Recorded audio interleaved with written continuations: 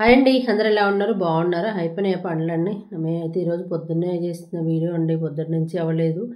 ఇది 2 రోజుల నుంచి ఏదో చిన్న చిన్న పనుల వల్ల లేట్ అయిపోతుంది. ఈరోజు నిన్న ఇదే టైం అవుతుంది. నేనైతే ఈరోజు అమ్మవారికి నైవేద్యం కింద సేమియా స్వీట్ చేశానండి. సేమియా ఒక కప్పు తీసుకొని కాస్త 2 స్పూన్లు నెయ్యి వేసి వేయించుకున్నాను. జీడిపప్పు సేమియా 2 వేయించుకొని పక్కకు పెట్టేసుకుని అదే కప్పుతో 3 కప్పులు నీళ్ళు పోసి మరిగేటప్పుడు వేయించుకున్న సేమియా వేసేసుకొని దానికి మళ్ళీ ఒక అరకప్పు అంటే మన స్వీట్ బట్టి నేనైతే అరకప్పు వేసుకుని మీ ఇష్టం మీకు ఎంత తింటారో అంత వేసుకోండి. నీళ్ళన్నీ బాగా ఇనిగిపోయినాక పంచదార వేసేసుకొని పంచదార అంతా బాగా కరిగిన తర్వాత ఒక 2-3 స్పూన్లు నెయ్యి వేసుకుందామండి. నేను ముందు వేసాను కదని చెప్పేసి ఇప్పుడు 2 స్పూన్లు ఫుల్గా పెద్ద స్పూన్ అయితే వేసేసాను. అది మొత్తం బాగా కరిగినాక ఇప్పుడు మన దగ్గర ఉంటే కనుక ఎండు కొబ్బరి పొడి ఉంటుంది కదా, ఆ పొడి లేదంటే కొబ్బరి చిప్పలైనా మిక్సీ పట్టేసుకుంటే చాలా బాగుంటుందండి.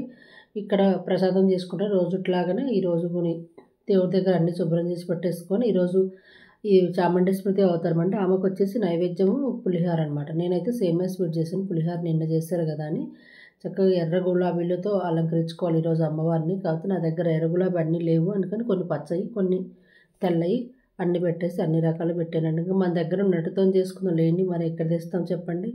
అందుకని ఈ విధంగా అన్నీ చక్కగా ఎర్ర గులాబీలు, పింక్ కలర్ గులాబీ, తెల్లయి ఈ లిల్లీ పూలు ఉన్నాయండి. లిల్లీ పూలు చామంతి పూలతో ఈ విధంగా పూజ కంప్లీట్ చేసేసుకున్నాండి. ఈరోజు అమ్మవారి దగ్గర కుంకుమార్చన అవి చేసేసుకొని ఆ తర్వాత కిచెన్లోకి వచ్చేసి వంట చేస్తున్నా అండి. వంట ఏంటంటే టిఫిన్ అయితే చేయలేదు ఈరోజు. ఆ సేమియా స్వీట్ తలా కొంచెం తినేసి వాళ్ళు వెళ్ళిపోయారు. నేనైతే రైస్ పెట్టేసాను.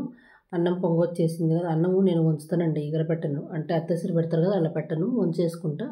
గుడికి వెళ్తే పంతులు కొబ్బరి చిప్పలు చాలా ఉన్నాయమ్మా తీసుకెళ్ళండి అందరూ అని తలా కొన్ని ఇచ్చాడనమాట. సర్లేని 2 ముక్కలు తీసుకొని వచ్చేసాను. నేను ఆల్రెడీ నిన్న ఒకటి ఇంట్లో కొట్టింటి కొబ్బరి పచ్చడి చేద్దాంలో కొబ్బరి రైస్ చేద్దాం అనుకున్నా. కొబ్బరి రైస్ చేస్తే నిన్న పప్పుచారు ఇంత వేస్ట్ అయిపోతుంది, కొబ్బరి పచ్చడి చేసామనుకోండి కొంచెం పప్పుచారు వేసుకోవచ్చు ఇది వేసుకోవచ్చు అని చెప్పేసి కొబ్బరి పచ్చడి చేశాను.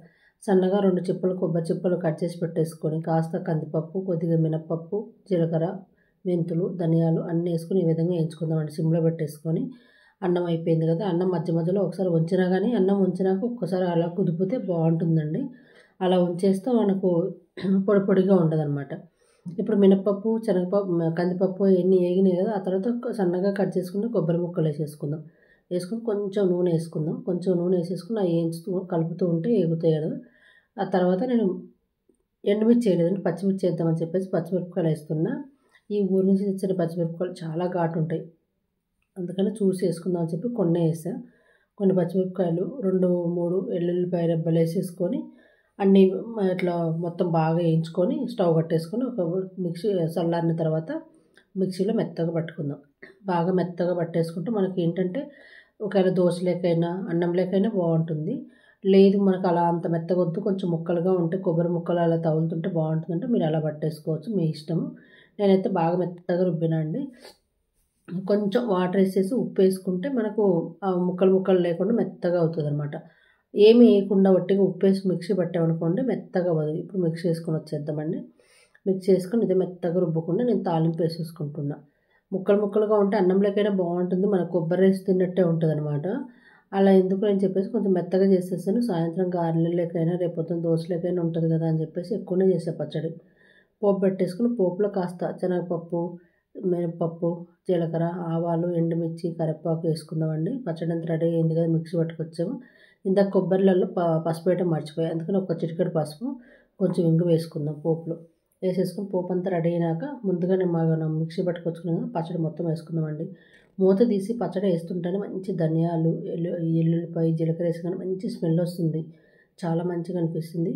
వేడిగా అన్నం వండేసుకొని పక్కన ఒకవైపు అన్నం అయింది, పచ్చడి అయితే పోపు పెట్టేసాము.